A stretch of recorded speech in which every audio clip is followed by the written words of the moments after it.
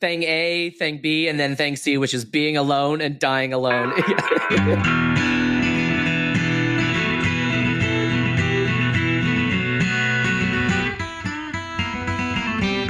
Dude, have you ever watched any Darren Brown stuff? Yeah, Darren Brown's awesome. I fucking love that guy. Yeah, he's amazing. What do you you should maybe say a bit for the audience about who he is.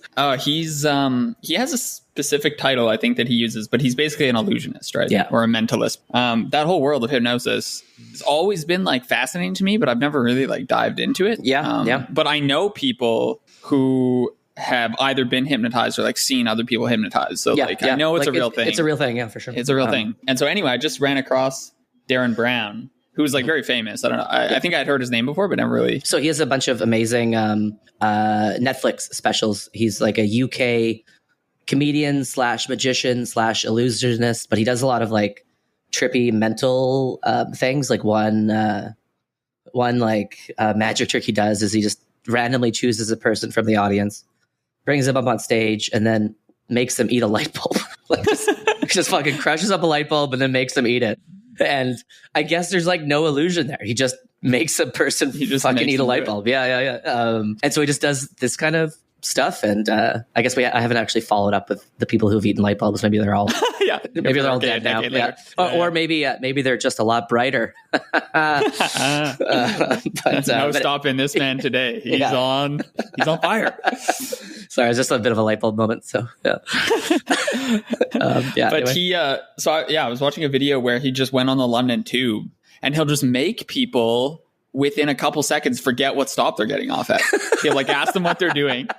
He'll ask them like where they're getting off and what they're doing. Yeah. And then he'll be like, oh, it's so weird that sometimes you kind of forget what stop you're getting off at. And he'll like say a couple sentences and then he's like, so what stop are you getting off at? Yeah. And they'll just completely forget. And it's incredible. And what I like about him is his videos actually show when he fails. So it's not like 100% that it works, right? And I think that is the case with hypnosis. Like if you talk to hypnotists, it doesn't always work on people. And so he'll show the failure cases, which sort of gives it, like it lends it more credibility in some sense. Because you can tell he's not trying to like fuck with you. He's just generally kind of showing like how much you can do with people's minds, how much you can mess with them. But watching the videos just blows my mind. I'm like, this shit is magic, dude. Like, it's really cool because he's doing magic with like defects in human psychology.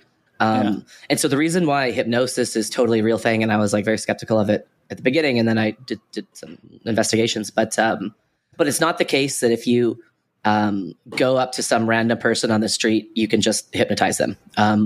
It is the case that if you have an audience of like 100 people, you can ask certain questions to weed out the small percentage of the 100 who are hypnotizable.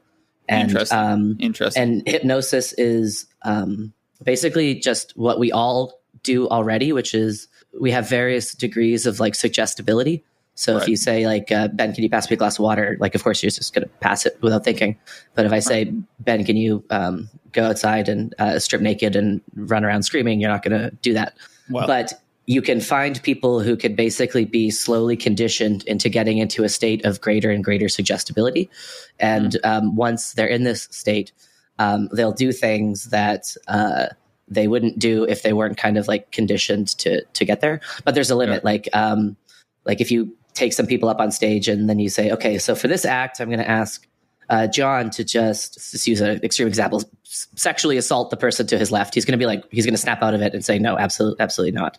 But if you like slowly increase the questions and get a bit of peer pressure going and stuff, you can definitely make people like run around pretending like they're a chicken or like bark like a dog and that kind of thing. The line is somewhere between eating a light bulb and sexually molesting your neighbor. Yeah. So you can't just ask anyone to do anything instantly, because if it's too like outside of what they're willing to do, then they'll just snap out of it. But he had one really interesting episode because he does these specials, but he also has like YouTube video shorts where he wanted to find like the most hypnotizable person and actually see if he could hypnotize them to assassinate somebody. And so he gave them like a gun that didn't have a bullet in it, but they thought they had a bullet in it. And gradually over the course of like days and days and weeks, he would like get them to do slightly more intense things. So it's very much like a Milgram style thing. He actually reran the Milgram experiments. Oh, did he? He tried to replicate them, and people fall for it. It's incredible. Not everyone, but people do. So that's what the big realization for me is not that anyone can be hypnotized by anyone. It's that in a crowd of people, you will be able to find those who are more like, I'm just going to go along with a crowd, and then you can kind of ask certain questions and exploit certain traits to get them into this state of mind. But it's interesting, he to find the person who was like the most suggestible guy. He ran all these different kinds of experiments that you read about in psychology. I don't know if he did this exact one. He might have done a different one, but you tell a candidate that you have a job interview and you put them in a waiting room, and they're in a waiting room with 15 other people, and the 15 other people are all actors. And so in this waiting room, what happens is there's a bell that rings every 3 or 4 minutes. And every time the bell rings, the 14 people all stand up and just keep doing what they're doing. And then the bell rings again, 3 minutes later, and everybody sits down. And then the question is can you get this person who's not an actor to start standing up and sitting down? And so he'll do this with a number of people, and a number of people will just be like, what the hell are these guys doing? I'm not going to stand up and sit down. But then occasionally he'll get one person who just starts going along with it and just starts standing up with the bell and just sitting down with the bell and standing up with the bell. And then you just keep, and then you put them through the next round. And then the next round is maybe, again, I'm getting the details slightly wrong, is maybe the psychology experiment where everyone's taking a test. And everyone except for one is an actor, and then the test room starts filling up with smoke. And then the question is but no one reacts. And then, so they'll do this, and then one person will react. And so they'll realize, okay, this person's not going to be hypnotizable. But then if they have this one person who just continuously goes along with it, this poor person must be the most conformist, just not think for themselves at all. But so much of hypnosis is just this selection game, find the person that's going to go along. Which is why every hypnosis event, if you go see someone who does this live on stage, typically it's done with a group, right? So you'll never have I, the hypnotist, is going to hypnotize this person. They'll take 20 people up. They'll start asking questions, and then about half of them will go sit down, right? And then so they filter it, and then they find the people who are going to be suggestible. But the other reason why it's a real thing is for all of these psychology things, they work because it's something that we all do naturally anyways, right? So everyone's a little bit conformist, everyone's a little bit suggestible, and that's how you get things like accents, right? Where I had a friend who went to Britain for 6 months, or Australia, not Britain, Australia for 6 months, and came back, and she had a bit of an Australian accent, and all of the people in the restaurant that we were working for were making fun of her because they thought that she was putting on this accent. Right. But later in life, I realized, no, she wasn't putting on the accent. This is just how accents are formed. You spend enough time in another culture, you just kind of subtly start talking like the people around you. And I have some Southern friends, and when I spend enough time with them, I kind of start saying y'all a little bit more, and I kind of just start having a bit more of a Southern twang. And it's if you were to say, Vaden, why are you talking in a Southern accent? I'd be like, oh yeah, no, you're right. I'm just kind of messing around and kind of snap out of it a little bit. But if it's not pointed out to me, it just is kind of this unconscious thing that I'm kind of just subtly going along with because everyone is acting that way. And this is how cultures form. And so everyone just kind of does this a little bit, right? But some people do it to greater extents and some people do it to lesser extents. And so hypnosis is all about just trying to find and exploit that characteristic in human behavior. How does loss of memory fit into this picture, though? Because my understanding is of most people when they're hypnotized won't actually remember being hypnotized after the fact. And so that's a great question. I don't know. Everything you've said is sort of consistent with them just being suggestible and being I want to do this of my own volition, my own free will. I want to go run around outside and take my clothes off. But it seems like there is a big memory factor. Yeah. The thing with memory is it's hard to say if people actually don't have memory, or if they're just embarrassed enough about what they did that they say that they don't remember it because it's an easy way to just get carte blanche. I'm not responsible for anything that I've just done over the last 2 hours kind of thing. And so it's maybe possible that there's no recall, no memory. Maybe that happens for some people if they're put in extreme circumstances. But it's also possible that people are just not lying, but realizing that maybe they've done a lot of embarrassing things up there. And it's just they don't want to admit that they were hypnotized because it's kind of embarrassing. And so they're just going to kind of say, yeah, I don't really remember too much about what happened.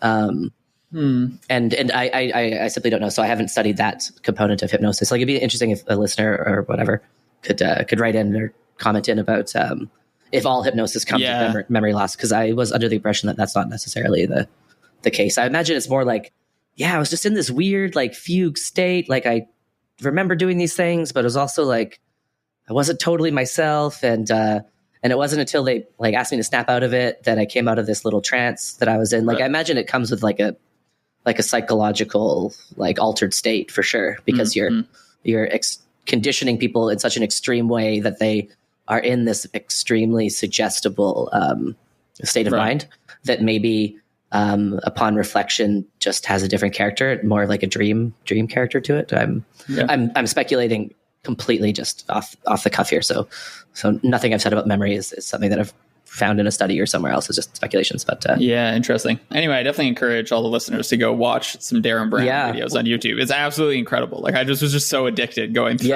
all of them. He's awesome. Like, he also does this cool thing that he realized he could do in college, and I don't know how this relates to the hypnosis thing that I was saying, because this is not a selection effect, but he realized he can just walk up to somebody in a very confident, forward way, like put his hand on their face and say sleep, and then they just like pass out. Just fall asleep. They just like completely pass out, and he like will just call like audience members up on stage and then just fucking knock them out with like his words and his confidence. It's crazy. And he realized he could do this in college, and I have no idea. Can you imagine learning you have that skill? I know. I'd be walking around. Sleep. Yeah, like sorry teacher, I don't want to hand in my assignment. Sleep. And he just like knocked them out.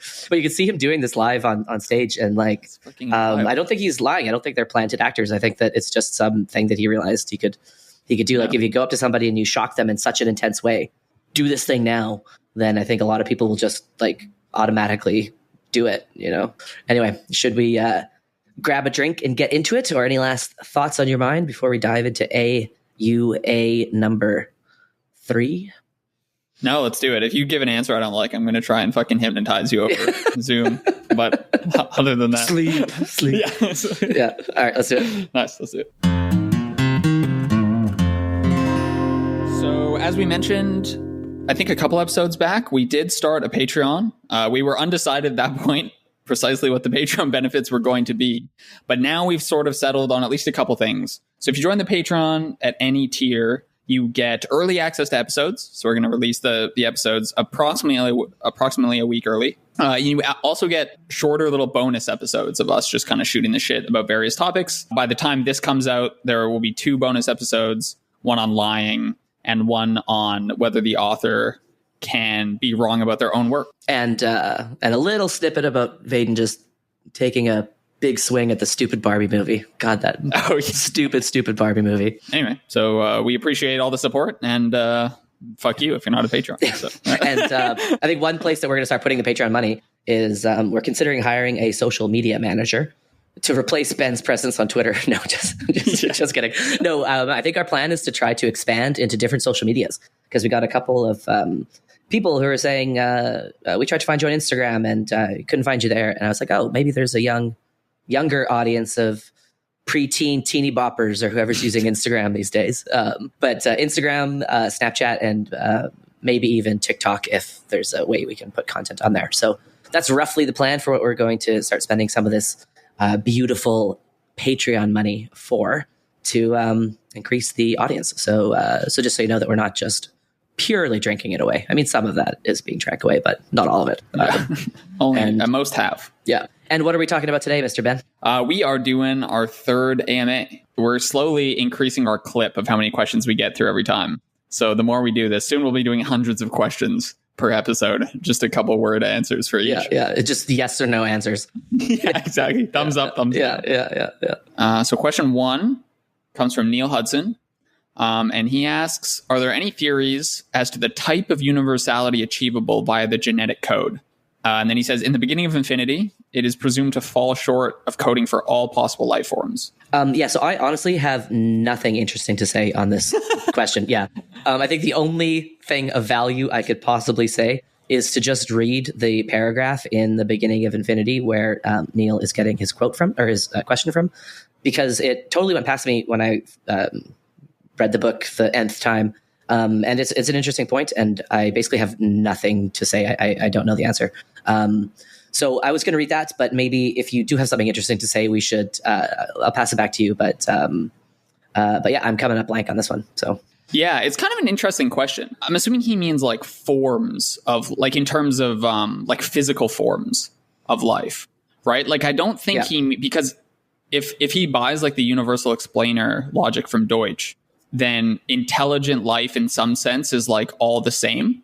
So presumably what he means is like, but if there was a life form that was not programmable by the genetic code, he doesn't mean in terms of mental abilities. He just means in terms of like actual, like the physical nature of the life form or something. Like what? Like I'm not quite sure what the question actually means. Yeah. Okay. So I think I can disentangle that a little bit, and maybe I'll just give a bit of background, because I think it's easy for you and I to assume that people are much more familiar with some concepts like universality than perhaps they are, because there's some hardcore Deutschians in our audience who will obviously understand what the question is. But if you're not a hardcore Deutschian, you might not even know what that means. So the major example that Deutsch gives, he gives a number of examples of types of universality. One is the printing press. So there's all sorts of different ways to copy text at large scales before the printing press was invented, but they were all non-universal in the sense that if you made a big block that, for example, could print the first page of the Bible, then you'd have to make an entirely different one to print the second page and the third page, because it was just like a big stamp. And so we would say that's not universal. But then once the technology was invented that allowed you to have individual blocks for individual letters, and then you could rearrange them, then all of a sudden anything that could be printed printed at large scales. And so you'd say that was kind of a jump to universality, in the sense that after you have the technology that allows you to print individual letters, then you can print any kind of word, text, paragraph you like at all. And the only way to innovate beyond that is just to make it kind of more efficient and faster. Another kind of universality is the Roman numeral system, because the alphanumeric system that we're currently using. I guess came from Persia or it's the Arabic. Arabic. System, So the Roman numeral system is not universal, because you had to keep coming up with different letters to express higher and higher numbers. And so every time you wanted to think of a number that was larger, you had to come up with like a new letter. But the Arabic numeral system, by encoding all numbers just with the digits of 0 to 9, you could express any number imaginable just by adding extra zeros. So that's a universal system. Computational universality is another one. So we talked in the first AMA about different kinds of computing machines. So we talked about finite state automatas, which could express some kinds of programs. And then you had the more advanced version, which is a push down automata, and that could express different kinds of programs, express more programs than the first set. So all programs that could be expressed in the first set can be necessarily expressed in the second set, but not vice versa. But then once you get to a Turing machine, then every possible program is programmable on that computer. And so that's, again, a jump to universality, because it's universally applicable to all problems in that domain. So the question that Neil is asking is, it is established that the genome is computationally universal, because I guess in 1994, a computer scientist named Leonard Adleman, I'm reading that, designed and built a computer composed of DNA together with simple enzymes, and demonstrated that it was capable of performing some sophisticated computations. At the time, so I'm quoting Beginning of Infinity now. At the time, the DNA computer was arguably the fastest computer in the world. Further, it was clear that a universal classic computer could be made in a similar way. Hence, we know that what other forms of universality the DNA system was, the universality of computation had been inherent in it for billions of years without ever being used. So it is known that the genetic code is computationally universal in the sense that any program can be expressed in it.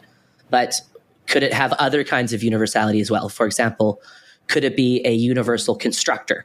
So could it construct any physical object that is known to be physically possible? So that would be a kind of universality that is an open question. Is that also is the genetic code both computationally universal and a universal constructor?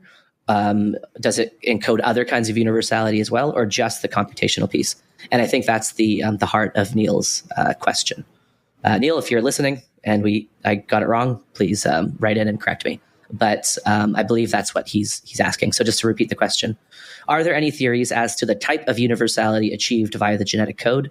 Because in Beginning of Infinity, it's presumed to fall short of coding for all possible life forms. And I think what the second part means is just that there's no reason to assume that life only must be carbon-based. Maybe you could have a life that's made of cyanide or silicon or something.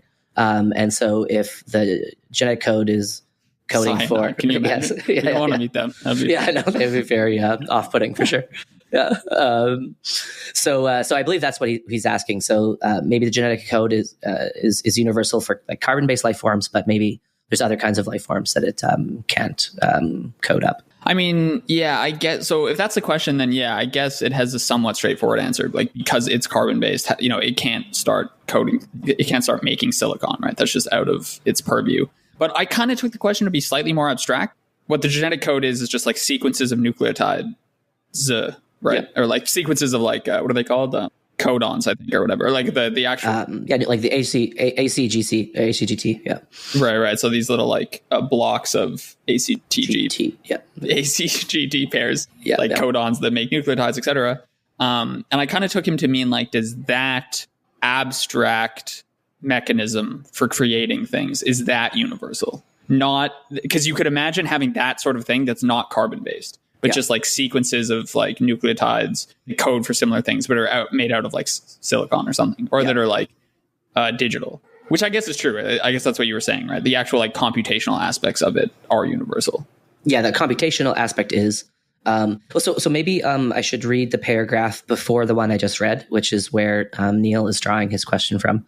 Like, again, I don't know the answer to his question, but I can maybe just provide a bit of context, and that's probably the only thing of value I can add here. But so the quote reads, "The genetic code is presumably not universal for specifying life forms, since it relies on specific types of chemicals such as proteins. Could it be a universal constructor? Perhaps. It does manage to build with inorganic materials sometimes, such as the calcium phosphate in bones or the magnetite and the navigation system inside a pigeon's brain." So skipping a little bit, perhaps it would be possible to specify in the genetic code an organism whose life cycle includes building nuclear-powered spaceships, or perhaps not.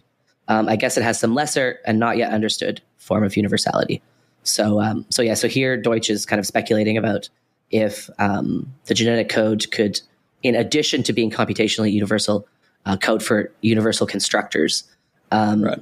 And what's interesting is I heard from Logan, so shout out to Logan, that Deutsch's view about people being universal constructors has evolved. And now he's actually saying that people are not universal constructors, which maybe that's what he was saying in his book. But my impression was that he was saying people are universal constructors. But the reason why he's saying that they're not anymore is that people can choose not to construct. So universal constructor is something which I guess necessarily has to replicate itself by creating a copy of itself. But humans can choose not to reproduce. Humans can choose not to build things. And so just the fact that humans can disobey their instructions is a reason why Deutsch is no longer considering human beings to be universal constructors. But did he in his book?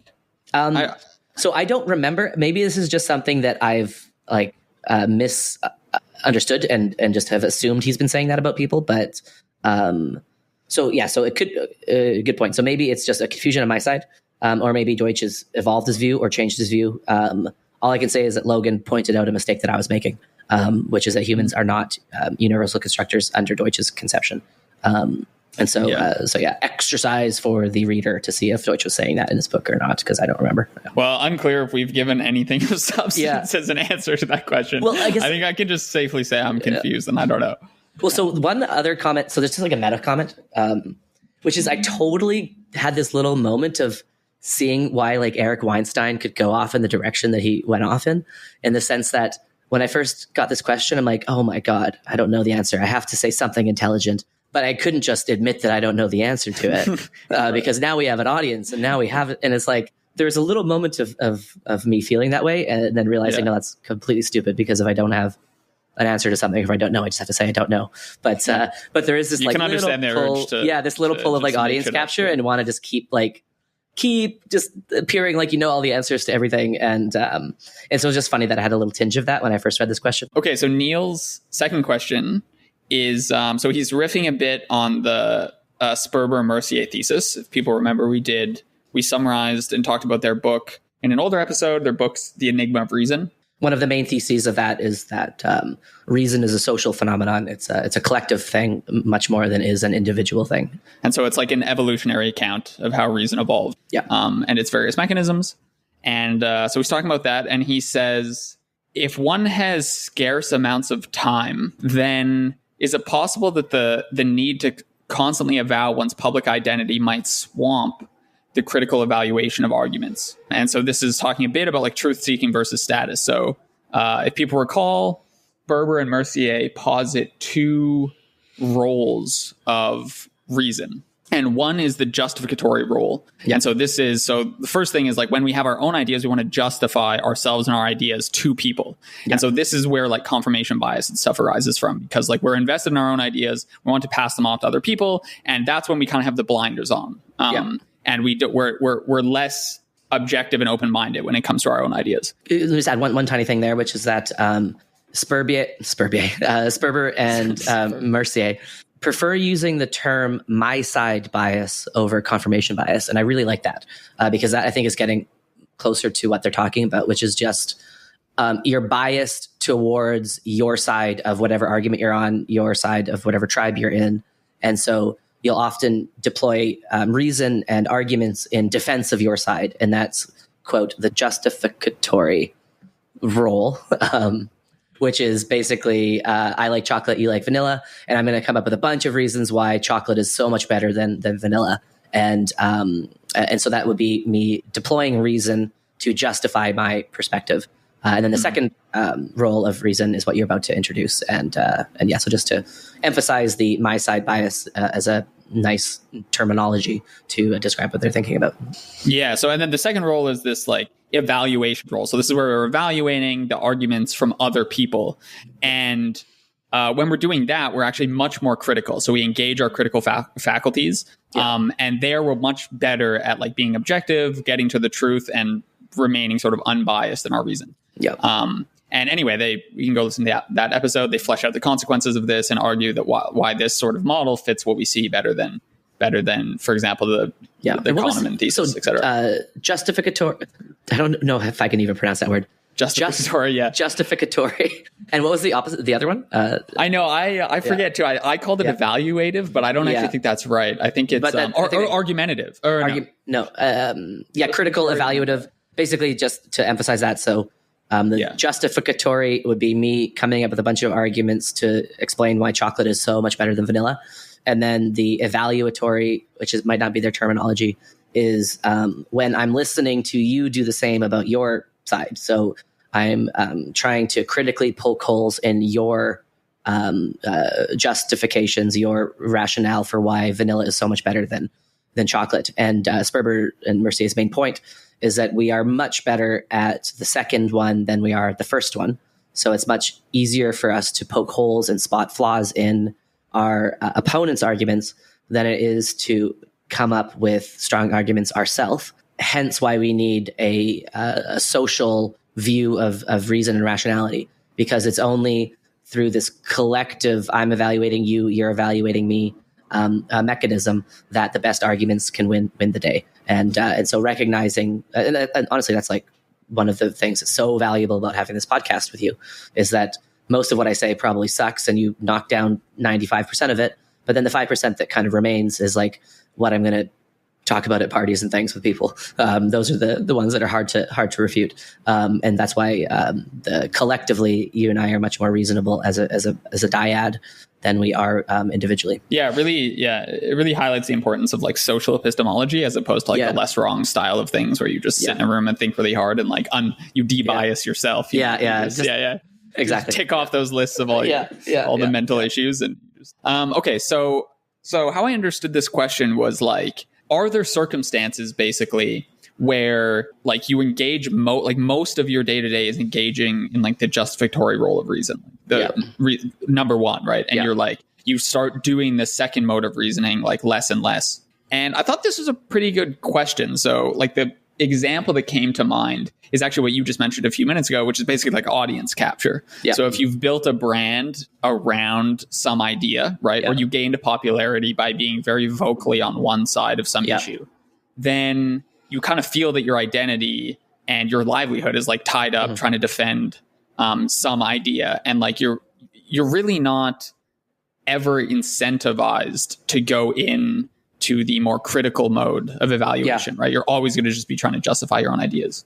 So I definitely agree. Like, I think there are situations, just like social milieus that you can find yourself in where you're just like not going to be ever forced to critically evaluate arguments. And then I thought it's useful to consider when that happens and to make sure decision-making procedures, whether they're like private or public or whatever, have incentive structures set up in such a way where people are incentivized to be critical. So skin in the game, I think, from like Taleb is a pretty useful heuristic here. Because like when you have skin in the game and you're really trying to make a decision, then when someone gives you some opposite opinion, you have to sort of go into like critical evaluation mode because now you're actually trying to like the result of the decision is going to affect you. And I think this is the issue with echo chambers and podcast commentators like us. You can get into this situation where like what you say is totally divorced from the actual consequences. You're not incentivized to truth seek anymore. You're just incentivized to like build your brand.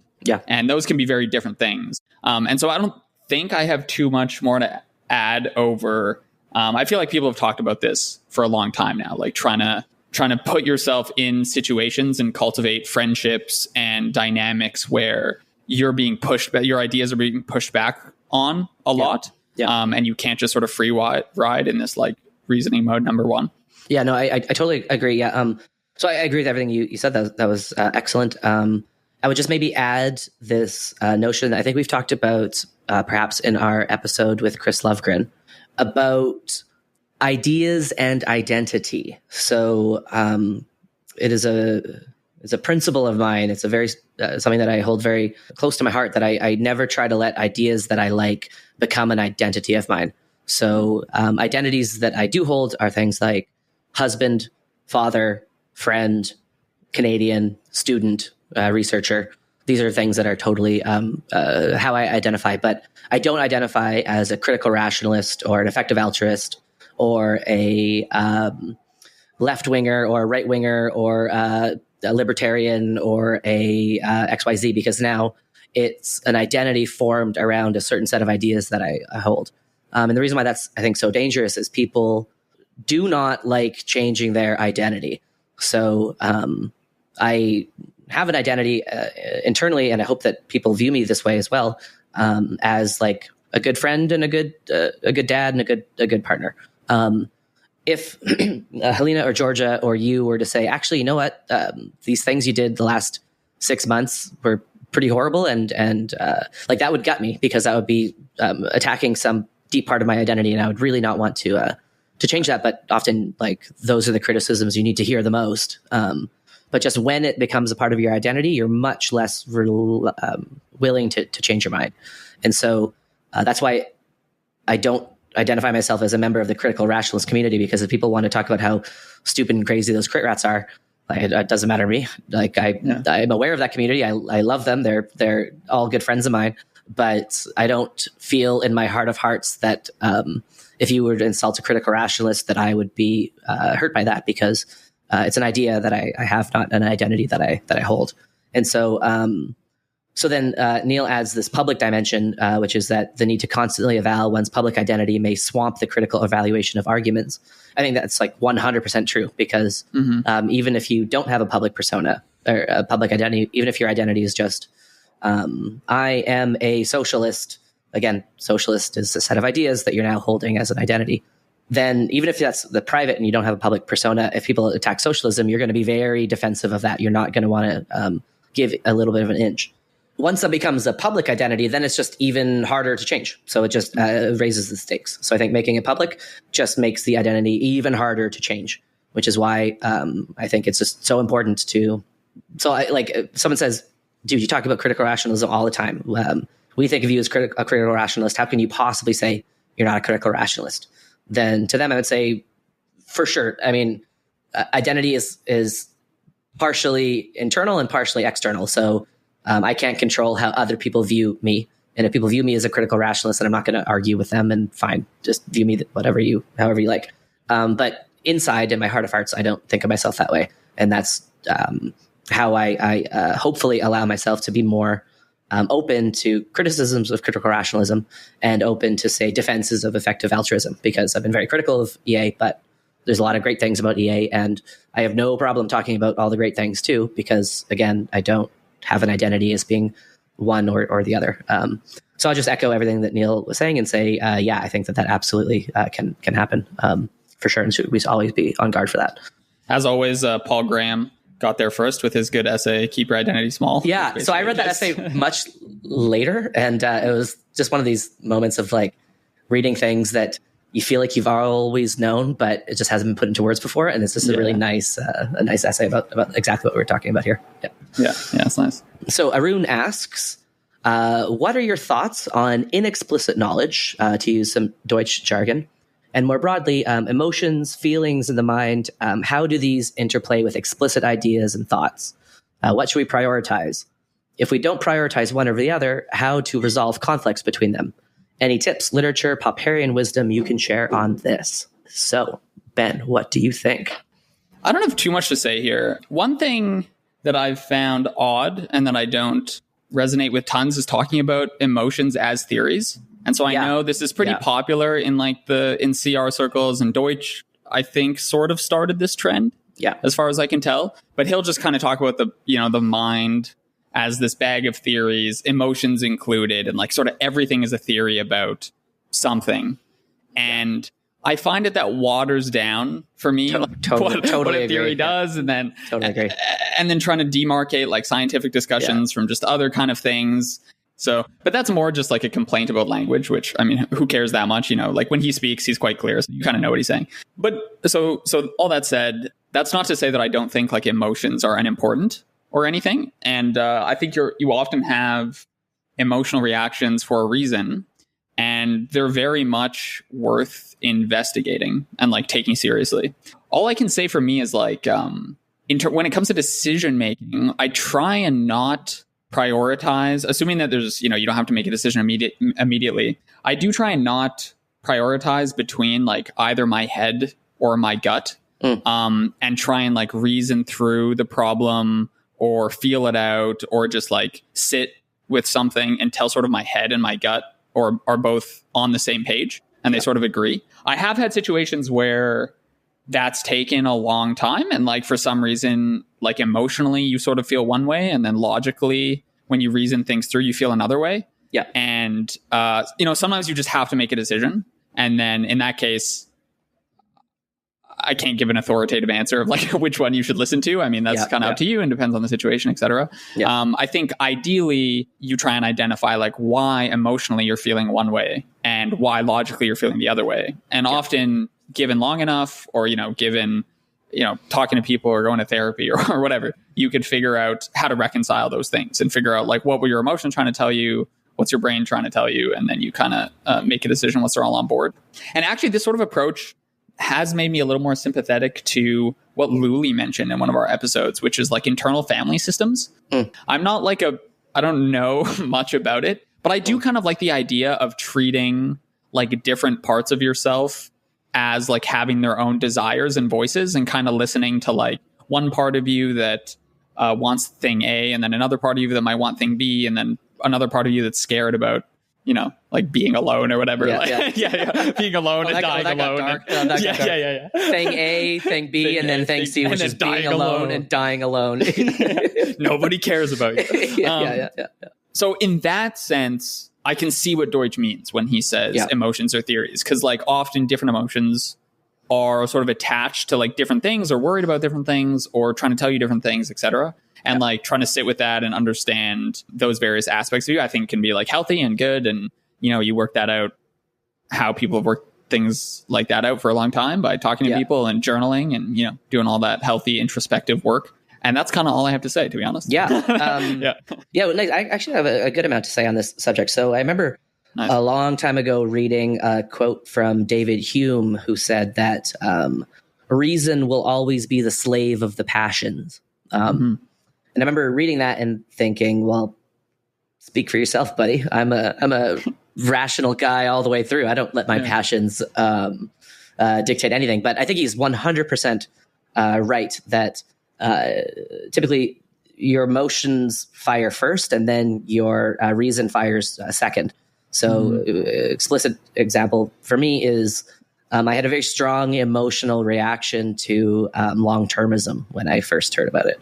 I thought it was just a horrendous idea that I first heard about in our first or second conversation. So if listeners want to go into the archives, I think for like 10 minutes at the end of maybe our episodes 0, 1, or 2, we talk a little bit about long-termism, and I kind of had a bit of a gut saying like, this seems like it's utopian, man. I don't know if I like this very much. And so that was a gut feeling first. And then later when we started digging in, that was when all the reasoning started firing.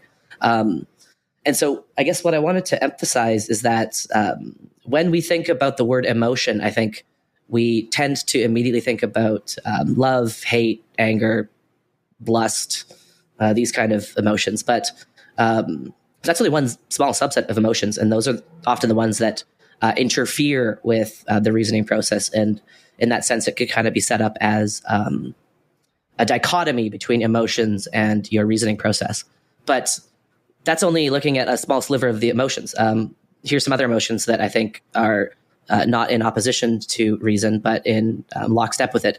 The emotion of curiosity, or of boredom, or of interest, or of obsession with a problem, or of being in flow state. These are all feelings, and these are feelings which I think are unbelievably valuable and absolutely worth listening to. And so if I'm feeling curious and interested in something, then I absolutely listen to that and I follow that. And that is an emotion, that's a feeling. If I'm feeling bored of something, then that also is something that I tend to listen to. Specifically, what that means is if I'm forced to attend these stupid corporate seminars about the HR policy of some big company, then I'm bored as hell, and I'm not going to waste any time on that at all. I'm just going to work on another problem as I'm enduring this. Same with like diversity seminars and stuff. And so I listen to the feeling of boredom. If I'm like super bored about something, I'm just not going to invest too much time in it. And that's all emotions. And so I think that listening to your emotions is a very valuable thing, and realizing the types of emotions which can direct you in the right direction. So Deutsch is excited about the fun criterion, and that's an emotion. But we don't even need to go into the fun criterion, because maybe a bit too Deutschian for me, because then you start talking about emotions as theories and stuff. But just think about curiosity and flow state and obsession and interest. These are emotions too. And these ones are absolutely in line with reason. Let's not forget, arguably, the single most important emotion when we're talking about the reasoning process. And that emotion is intuition. So intuition is an emotion.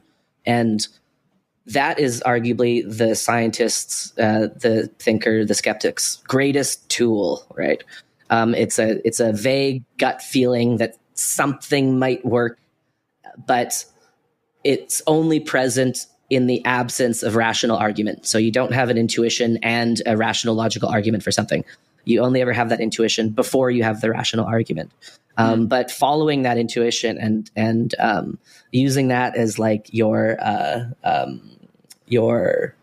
North Star, your compass, is what successful scientists do, and what successful artists do, and what successful plumbers do, and what successful roofers do. Is they just have a intuition that this thing is wrong and this thing will fix it, and then they deploy their rational thought afterwards. And that was one of the things that I found quite abhorrent about long-termism and EA, is that it continuously teaches people to ignore their intuitions, ignore the intuition that this is making sense, or they have an intuition that considering the lives of people a billion trillion years from now as equal to the life of your child is an immoral thing to do. But EA teaches to ignore that intuition of yours, because it can so often lead you astray. And it can lead you astray, but it can also lead you in the right direction too. And so convincing people to ignore that intuition of theirs, I think is an absolutely terrible thing to do, because that's one of our most valuable emotions, I would say. So I have a couple other things I want to say, but maybe I'll pause there and shoot it back to you to see if any of that lands or you disagree. No, I don't disagree. I mean, it sounds like you want to decide basically whether you're going to listen to the emotion or not. What I was saying is, if you're deciding not to listen to the emotion, I think you can often get the emotions on board with that decision by recognizing like where the original emotion came from, and then being like, I don't view it as you have an emotion and then you either try and justify that emotion by doing whatever, or you say, fuck this emotion, I'm going to do something else. And the emotion just is like this static thing. Emotions like ebb and flow, and they change, and there's often multiple. And so I think it's more a matter of, you have an emotional reaction to something, and then maybe a logical reaction that maybe follows the emotional reaction or is independent of it. You can often work through the problem in such a way that afterwards, both your emotions and your logical mind are like on board with it. So the two other thoughts I have there. One, a reference, and one like a personal story. So the reference, Arun asks about any literature or wisdom we can share. And I would just say John Cleese's book. Please read John Cleese's book, because the whole thing is about trying to come up with environments you can cultivate for yourself, specifically chunks of time where you can go into just a focused state, and then chunks of time where you're just free associating and playing with your dog, that kind of thing. You come up with these kind of environments that allows your emotional, playful, unconscious, not logical mind to start offering up new creative ideas, new directions, new intuitions that then your rational mind can then operate on. Kind of serves up the raw material that your rational mind can then sculpt and shape. So that to me was the best treatment of the subject. How should we as Popperian rationalists interface with this more squishy, less logical part of our mind? And I think John Cleese's book is just packed with insights and wisdom about how to do that. So strong recommendation to read that book. So the personal anecdote is I had this very interesting experience happen to me a couple of years ago, where my emotional intuition part of my mind and my rational part of my mind were just completely out of sync. And that's when I had a full-blown fucking manic episode that put me into a state of psychosis for like 3 weeks and put me in the hospital for like a month. And it was a very stressful circumstance, which led me here. I was diagnosed with like bipolar 1, which for people who don't know, like bipolar 2 is the one you think about with Kanye, for example, this like a lifetime of highs and lows, of peaks and valleys. But bipolar 1 is much more of an expansive definition. And the only criterion really is you have some manic episode that winds you up in the hospital. And so it can potentially happen over and over again, or it could potentially be a one-shot thing. So fingers crossed it's a one-shot thing for me. But so I was in this state of psychosis for like probably 3.5 weeks, and it was a very weird feeling. But one thing that was so interesting to me is that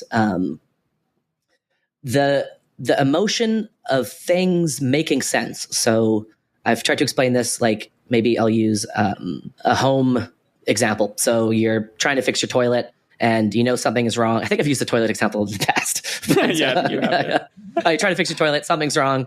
You check X, you check Y, and then you check Z, and you're like, oh, okay, Z is the thing that is the cause of this problem. And you have this little like aha moment, this moment of like perfect clarity. Everything's making sense. You get it. And then you figure out what the problem is, you solve it, and you move forward. This happens in math, this happens in programming, this happens in basically any problem solving, whatever, where you are in a state of pure confusion. And then you have this like moment of pure clarity, insight, aha, and then you move forward and you go on with your life.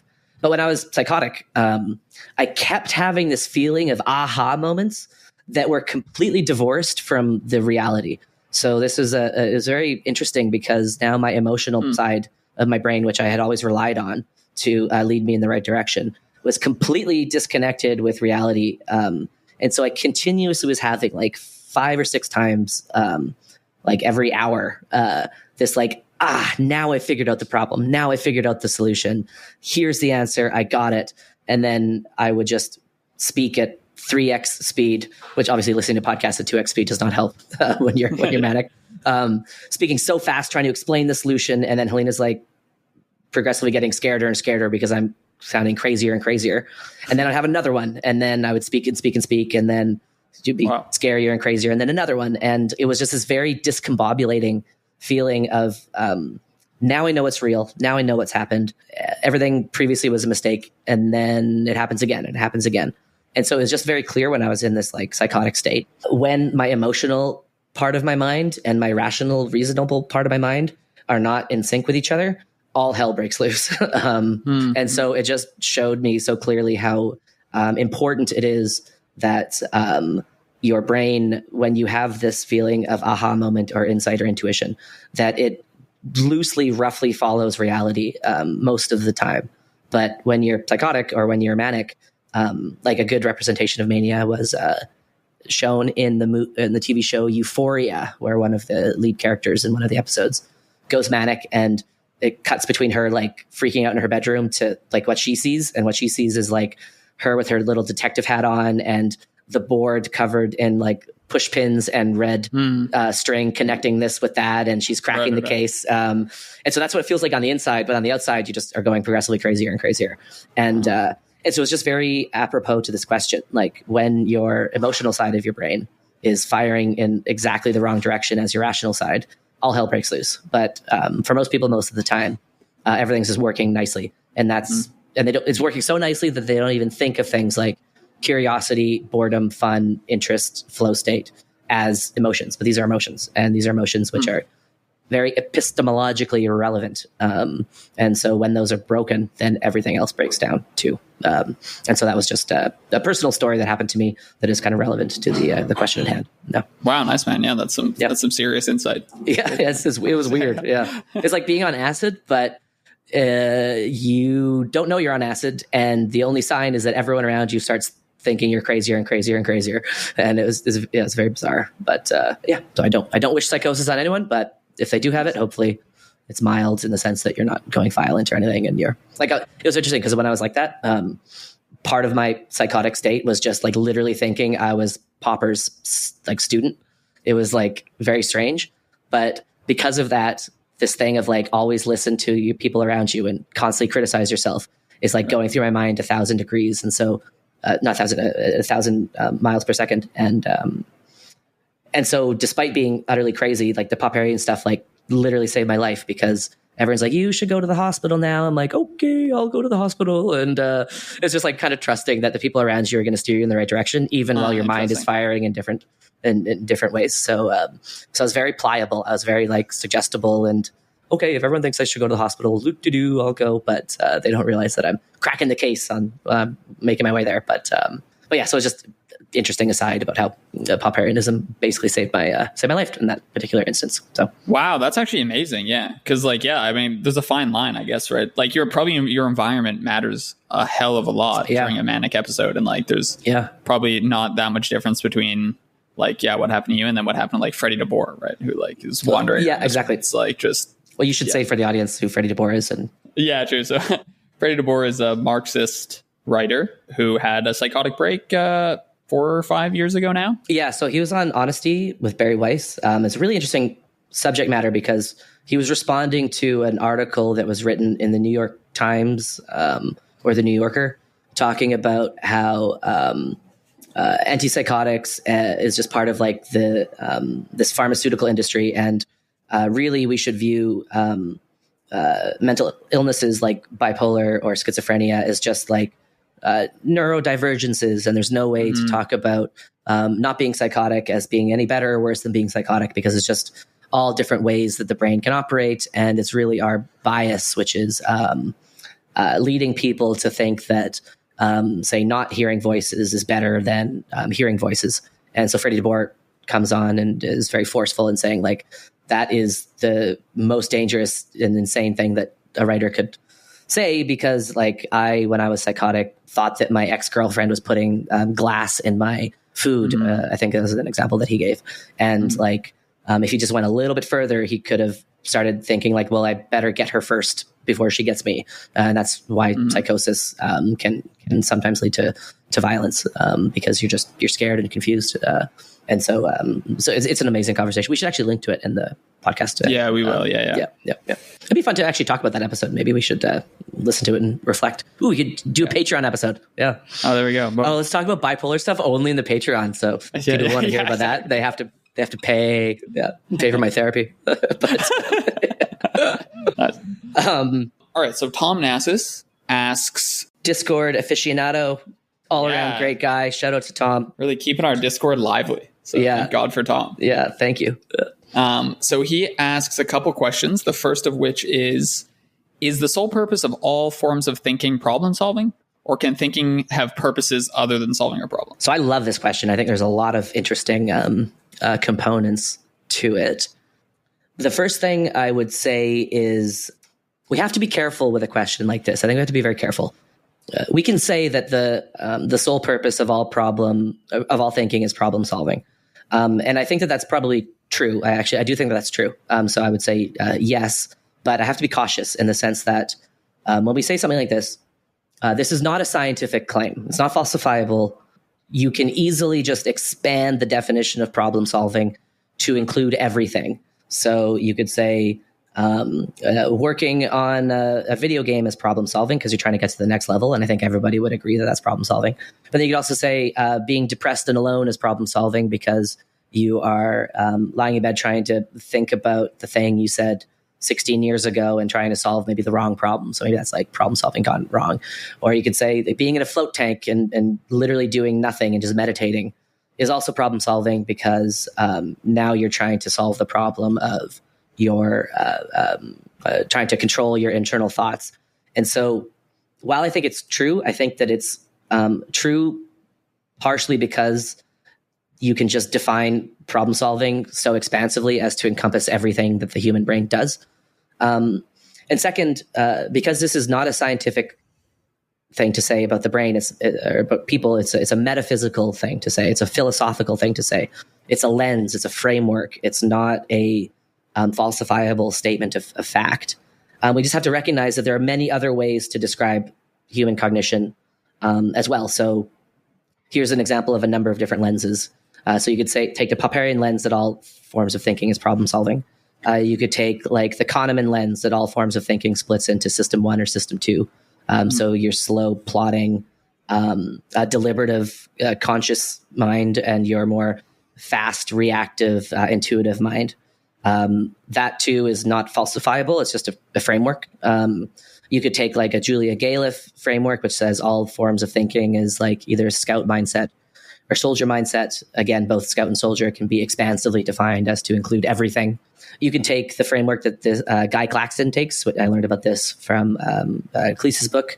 And he basically takes the lens of like Daniel Kahneman, system 1, system 2, but he uses different terminology and talks about the tortoise mind and the hare mind, and slightly emphasizes different things where I think they're different. Actually, I would dispute that it's the same. Yeah, okay. But anyway, well, actually, maybe clarify just to, if I'm a bit confused, because I was going to say that the slight difference between Kahneman and Claxton is that Kahneman tends to stress like speed, so quick reactions compared to slow deliberation, and Claxton tends to emphasize more like conscious focus and more open free association.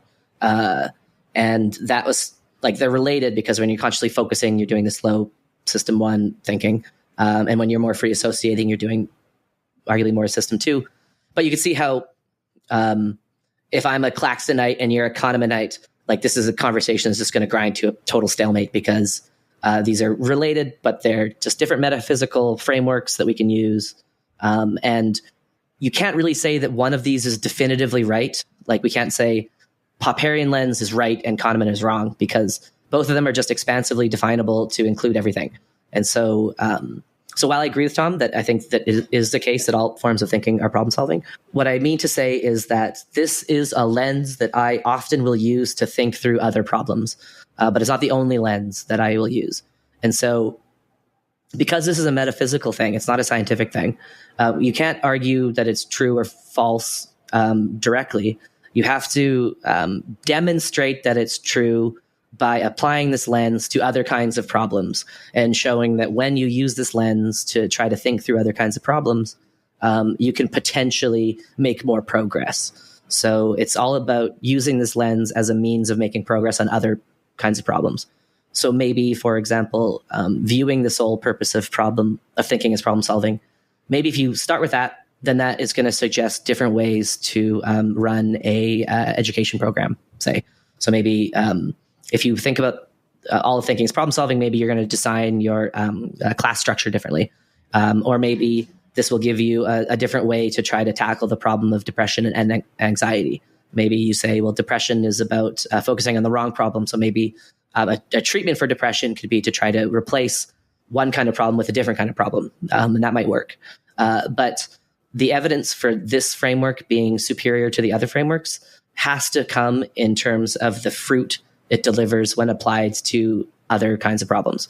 And so to conclude, I would agree with Tom, but I would be very careful not to think that we've solved how thinking works, because this is just a lens and it is only valuable if it allows us to make tangible progress on other kinds of problems and maybe try to attack something like dealing with psychosis in a different way. Maybe you view psychosis as problem solving gone awry, and maybe that leads you to suggest different kinds of treatments. But that's the only way that this is valuable at all, because if we just say we've solved how thinking works, it's problem solving all the way down, then you're not really doing too much. So that would be my answer to his question, which is yes.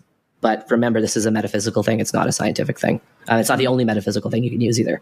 So other times it might be better to think more in terms of Galef or Kahneman or Claxton than it is in terms of Popper. And there's no contradiction here. It's just using these different metaphysical lenses to try to make tangible, concrete progress on tangible, concrete problems. Nice. That was a great answer. I would just say no, mostly for some of the last reasons you articulated, which is just that I don't see in many situations like what this sort of claim is getting us. So, when I'm like watching TV very lazily after a long day, or reading just a total fantasy book that's a nonfiction that I'm just trying to absorb and enjoy, I don't see myself solving problems in any meaningful way. So I think you can come up with tortured ways in which you can say, oh, you are solving problems, but I don't think it's valuable. Oh, I disagree with you. Very or if you're just in a moment of bliss, hanging out on the lawn with your friends or having sex or something, sometimes during sex you are trying to solve problems. Yeah. The entire process of having sex is me trying to figure out how to solve that problem. No, I'm just kidding. Yeah. One goddamn problem after another. I don't know why people like doing it. It's just a problem after another problem. Just work. So there's always a way in which you can say, but what you are really doing is guessing about what this character is doing in this TV show and wondering why they're doing this. And then you come up with some conjecture about why they're doing it. And then that conjecture is, borne out or falsified later when they actually do or don't. I just find that a totally unilluminating way to talk about watching TV. And so you could try and convince me otherwise, but I will absolutely try to convince you otherwise. So don't put yourself in the mind of the viewer, but put yourself in the mind of the person making the show, right? So if you're going to make a show that people are going to actually watch. No, but the point is I'm the viewer. The point is the thing that you're viewing is taking advantage of the fact that you want to figure out what's going on and have a satisfying resolution to the story arc. So why the show Lost just went completely off the rails and everyone stopped viewing it is precisely because they kept introducing new problem after new problem after new problem, cliffhanger after cliffhanger after cliffhanger that didn't have any resolution whatsoever. And so as you're watching it, you realize that this is just a complete waste of time compared to a show that you are actually watching, which is a sequence of interesting storylines that have a period where you're like, ooh, how's the character going to get out of this problem? And then they get out of it. And so I would argue that the fact that you're watching it at all is exactly because the director knows that they have to put in a sequence of problems and resolutions. And this is all stories have this except modernist art. And that's why most modernist stories are very difficult for people because they don't realize that the standard, why is the Marvel formula so successful? It's so successful because we know exactly what the problem structure is going to be. Good guy, bad guy. Bad guy has a big problem that the good guys have to solve. right? That's why it works so well. And if you got rid of that, if you got rid of the bad guy and you just took out all the problems, no one would watch it at all. Okay, but you've changed the subject. Like, I'm talking about subjectively as the viewer. Are you solving problems as you're watching the show? You are. Like, that's what watching the show is about. Yeah. Okay, then why do people rewatch things that they've already watched? Because they like the other, like they know they know what's going to happen. They know the problem. They know the solution. The same way that the people play video games that they've already played. It's like sometimes it's fun, even if you know what the solution is. It's still fun. And exactly. But it has nothing to do with solving problems. It has everything to do with solving problems in the sense that of the infinite number of things you could be watching, you tend to watch the things that like give me a storyline that's interesting that doesn't have a problem and a solution baked inside of it. It doesn't exist. Every movie you watch will have that. And the ones that you won't watch are precisely the ones that don't have that. Because as you're passively consuming it, you're actually not passively consuming it. You're continuously trying to guess, how is this character going to get out of this problem? And like, I think the most successful show is Breaking Bad, and how beautifully and interestingly the Gilligan has set up these problems for the main character to wriggle out of, and you don't know how he's going to get out of it, but he somehow does. And so the fact that you are viewing it is evidence that there are interesting problems there, and that's what you're passively consuming. If you watch a show because you're continually conjecturing about how they're going to solve a problem, then it doesn't explain why people rewatch shows. Well, no, it's not the only thing. Now you don't have to conjecture because it's it's not the only thing. So I've rewatched stand-up comedy sometimes. I know what's going to happen. Totally, I've rewatched it all the time, and that's my point. No, but my point is that stimulus habituation is not binary. So it's not like once you know it, then you're no longer stimulated by it. Even if you know what the solution is going to be, you can still get something out of it. And the better the show, the more you'll get out. But it's not infinitely rewatchable, because if you've memorized everything and then you've been so habituated by the stimulus that it's no longer a stimulus, then you're going to stop watching it. But yeah, like the better the show, the more you can rewatch it and the more things you can discover. So like Arrested Development's another example, but you watch it like 6 or 7 times and you keep noticing different little things. And so the first time you watch it, there's like one layer of problems. And the second time you watch it, you're seeing like a different layer of problems. And the third time you watch it, you're seeing a third layer. But if you watch a show, like, so here's a challenge to you. Find me a show that you love that doesn't have problems in it. Find me that, and then I will be wrong. Because you're just coupling like obviously it's going to have problems in it, because that's what stimulates interest, right? Exactly. Like a show without any, but that would just be a show where they're just sitting there doing nothing. Like that doesn't prove that what you're doing you're confusing what's going on in the show with what you're doing as the viewer. You keep conflating these two things, and it's like you can't say the show they're solving problems in the show. Therefore, as the viewer, you're solving problems. Mm-hmm. Like that's a logical leap that you can't. You just haven't made. It's not logically. No. So when you watch a show, you are putting yourself in the perspective of the antagonist, the protagonist, the secondary characters. You're constantly imagining like what you would do if you were in that situation, and then you're like, oh, I would. Is that what you're doing when you're like watching Seinfeld? You're like pretending to be George Costanza or Jerry, and you're wondering what you would do if you were them. Like that's not what it feels like. You're seeing relevancies to your own life. Like even when you're watching Iron Man, it's not like, oh, I have the ability to shoot energy out of my abdomen.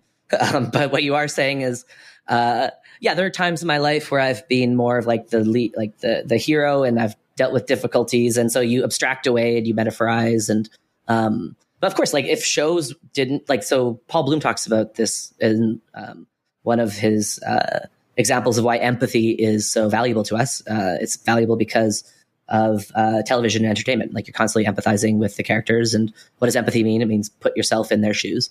And then you're curious to see like, oh, are Harry and Sally going to get together? Like if I was Harry or if I was Sally, what would I do? And like, that's part of the appeal of shows. Like, of course, you're talking about empathy and curiosity and like, and that's all like part of it. If you assume that all of these things, so if you assume the conclusion of the argument, which is that all thought is problem solving, and then you say, while you're watching your TV, you're thinking about things, so you're solving problems, then but that's just a totally circular argument. But you've just described to me things that you're doing while you're watching TV that have nothing to do with problem solving. You're empathizing and you're laughing along with them and you're enjoying it and you're reflecting on the similarities with your own life or analogies, etc. You can totally describe that without problem solving. It's totally unclear to me if empathizing with something means problem solving. And this is exactly what I mean, why it's totally useless to describe these activities as problem solving. Obviously, we're not gonna resolve this. I'm just gonna Well, so the listener will just have to decide for themselves. Like when you're or putting aside watching TV and when you're just lying on a sunny grassy knoll with your friends and you're just sitting there and doing absolutely nothing, not worrying about anything. Are you solving problems?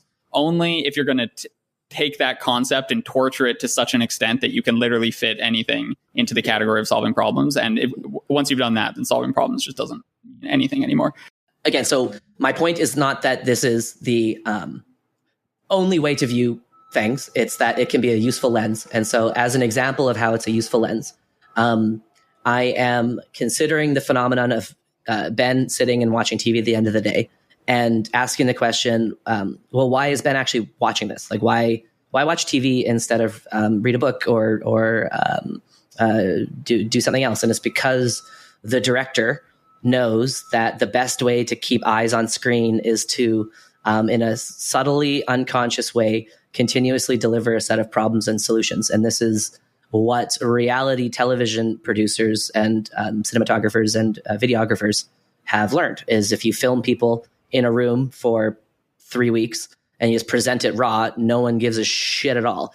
But what you have to do is you have to cut it and edit it in such a way that you have like a bad guy and you have like little bickerings and you have to keep putting in little tiny problems and little tiny solutions. And that's how you keep eyes on screens. But then as a viewer, you don't realize that. You don't realize, oh, they've kind of just subtly planted a bunch of little problems and solutions, which is what they are doing. And that's how directors keep people watching things. But they do it so subtly and artistically that you don't realize it's happening. And that is an example of how viewing all thinking as problem solving can be a valuable lens to solve a problem, where specifically the problem is, how do I get someone to watch a show for longer periods of time? And that's how they do it. And then they also add attractive actors and good lighting and all this extra stuff, which of course is relevant. I'm not saying it's not relevant, but I am saying that I would challenge you or the viewer to find a show that they like that doesn't have problems in it. Conversely, I can find many examples of shows that people don't like, and they don't like it precisely because the problem solution mechanism is completely broken down, like Lost, for example, or a lot of modernist stuff where you're just looking at like, or existentialist stuff where you look at like a black and white sad French cat talking about like how life is so hard because he's a French cat, and you're watching it and you're like, what's the point of this? I don't get it. And you don't get it because there's no easy problem solution to be solved. So, well, then why do some people love it? Like, some people love it because they're deeply immersed in what existentialism is all about, and they're able to see things in this that I perhaps am not able to see. So they're trying to recognize that the French cat talking about, like, I'm remembering some YouTube thing. I'm not just making this up. I don't remember the name of it though. The French cat is actually expressing the existential angst in a way that is maybe more acceptable to the average viewer than somebody else. And so, to use Popperian language, the reason why some people love it is they're aware of the problem situation. So they kind of know what the problems are that this piece of art is trying to convey. And so if you aren't aware of the problem situation, then you're not going to get it and you're not going to be engaged and you're not going to like it. But so that's an example of a lens. Giving fruit, motherfucker. Yeah. I mean, you're conflating problem. Anyway, it's impossible to argue against this because you're conflating problems in the actual art itself and then saying, therefore, subjectively, what the person's doing is solving problems. And it's impossible to argue against that. You're just assuming the psychology of the people who are watching it. You say there's problems in the TV show, therefore the person solving problems as they're watching the show. You can't possibly argue against that. That's exactly what you're arguing. No, you're saying all thinking as easy to argue against. I'm giving you examples. So here's a way to argue against it.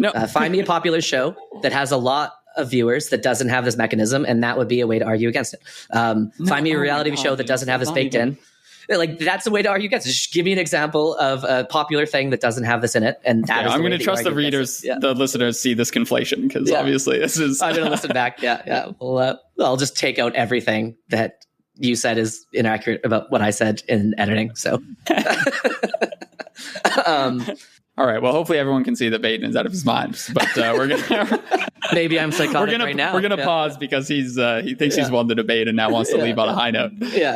Okay, so I'm just gonna read the rest of the questions here just to give people a sense of what's coming. Unfortunately, I thought we were gonna finish today, but unfortunately, we again didn't get through that many. So there's gonna be a 4th episode coming. Okay, so but the rest of the questions are so there's a couple more questions by Tom. So Tom's second question asks, can any thinking take place completely independently of any certainty, explicitly acknowledged or inexplicit whatsoever? And then he says, or can we introduce alternative terms to certainty and confidence to describe how individuals process their convictions, consent, and agreement? And so he's kind of riffing off here like the anti-justificationism tendency of CR, and there's a group of people who don't like talking in terms of certainties or beliefs or anything. And so we'll talk about that a bit. And then his third question, he asks, can fallibilism, anti-authoritarianism, anti-justificationism, and critical rationalism overall operate effectively in the highly competitive space of sports, especially professional sports? Or is a particular amount of absolutism, etc., required to direct players, coaches, and referees? So anyway, sort of the role of epistemology in sports and trial and error, etc. And then we have a couple questions by Andrew. So Andrew asks, number 1, any suggested methods of reading Popper or others and getting the most out of it? I'm not from a philosophy background, and although I get a lot of the books, I think there's probably ways of reading them where I can invest the same time and get more return. And then his second question is, any other books you'd say added to your personal philosophical developments as David Deutsch and Karl Popper have? Who and why? Number 3, if our best theory of how to make rapid progress comes from Popper's epistemology, should making it more widely known / understood be considered a moral imperative? If not, why? If so, thoughts? And then his fourth question is emergence the result of the interplay between physical reality and the reality of abstractions? That one took me a long time to come up with an answer to, but I think I have a good answer to that one. But we'll see interesting. what you're saying. Yeah. Nice. Okay, so then the final 2 questions, the first from Alex. He asks, he gives an extract by David Deutsch, which I'm not going to read, but then he asks, it's sort of about anti-rational memes. And then he asks, are you aware of general types of insidious anti-rational memes, which are hard to recognize as such? Any ideas on how we can go about recognizing them in our own thinking? And he says, I do realize that perhaps no general method exists, but still, if you have any thoughts, I'd love to hear them. And then the final question by Lorcan, he asks sort of question out of left field about e-fuels. So this is going back to some of our episodes on climate change. And I guess we didn't discuss e-fuels. So he links an interesting video that are complaining about e-fuels and then asks if we agree. And so, so we'll have some thoughts there. Yeah, to foreshadow, sorry, Lorcan, I think I agree with the videos. You do? That's so funny you said that, Yeah, I saw that video. I'm like, I think that video is right. But I read some articles, and I think I'm basically on the side of that on that video with some caveats. But well, so Lorcan, just for the audience, so Lorcan's like an old friend of mine. He's a young friend of mine who I've known for a long time, who works at Toyota now in Tokyo, and so maybe Toyota's developing just some super crazy new e-fuel that will change the market, but I am very skeptical about e-fuels, biofuels, all this alternative forms of energy, because usually they don't result in anything. But we'll go into that. Cool, man. Well, that was so much fun. Hopefully, we have so many questions left. Yeah, dude, this is gonna be like a 5-part series. So we'll have to do an AUA every like 6 years. How many fucking questions did we answer that time? Like I think only 3 or 4. Yeah. Jesus. Yeah. Good. We got sidetracked. Okay. Yeah, I love it. Awesome. Yeah, fun episode. I'm going to go in the sun and let's pick this up very soon. Nice to do.